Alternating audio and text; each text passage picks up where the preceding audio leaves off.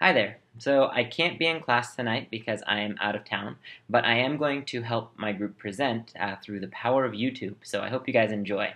Tonight I'm going to talk to you guys a little bit about three important people in the history of printing, kind of the advent of printing and the people who helped kind of send printing into something that really everyone could be part of. And the first person I'm going to talk about is Ullman Stromer. He lived from 1329 to 1407, and he was very important to the printing game, not because of the ability to print, but access to paper. In 1390, he helped to kind of start the first paper mill in Germany, and really made it possible for people like Gutenberg, who I'll talk about here in a few minutes, to be able to print all of these books and the things that he was doing because of their access to paper and mass production of paper. So Ullman Stromer was a major player in the printing game because he helped us kind of, if we think about textbooks and all of those things, without paper, a lot of those wouldn't have ever come to fruition.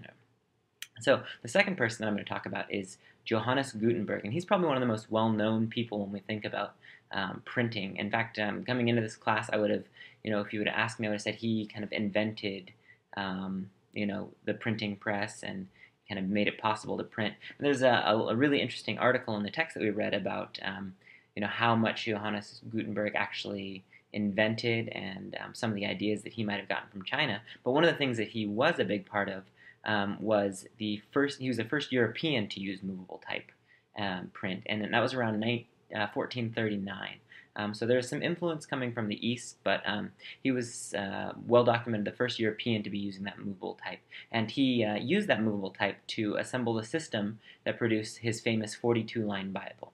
Something that I found interesting as I was kind of researching was that the original copies of his 42-line Bible in their day sold for about 30 florins each. And 30 florins is the equivalent to about 3 years' wages for an average clerk. So even though these books that he was producing were still really, really, really expensive, he kind of helped make them accessible to the common man. Even though we think of 3 years' wages isn't really accessible, the amount of time that it took the priests to handwrite every single copy of the Bible that they sold, they were selling for much, much more. And Gutenberg's movable type system really made accessibility to the Bible and to books something that the common man could be part of. So yeah, William Tinsdale is the third person I'm going to talk about, and he lived from 1494 to 1536, so kind of came around well after Gutenberg, but he was really famous for an English translation of the New Testament that came from the original Greek and Hebrew texts. And William Tinsdale was a big proponent of printing the Bible off and getting it out into the hands of the common man.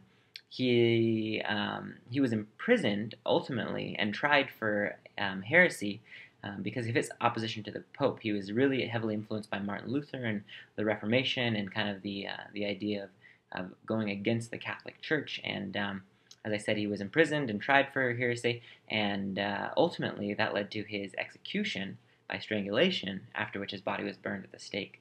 So he was a big proponent of, like I said, getting the Bible out into the common man's hands so that they can read it for themselves. Actually, one of his final wishes was that the King of England would come around to his way of thinking, and a couple years later, he actually did start to question some of the works of the Catholic Church themselves, and the Tinsdale Bible, which is still pretty heavily looked up to in England, was something that came from that. So these are three of the important people who played a role in printing. As we know, printing is something that we take advantage of greatly, and starting with Ullman Stromer and his mass production of paper, and Johannes Gutenberg really revolutionized the way that we interact with text and the accessibility we have to it. And then, a great mind like William Tinsdale, who believed so much in what he was trying to do that he eventually died for it. I think that's something that's very admirable. So I'm going to leave it to the rest of my group to talk to you some more about printing and the history and what it's done for us. Thanks.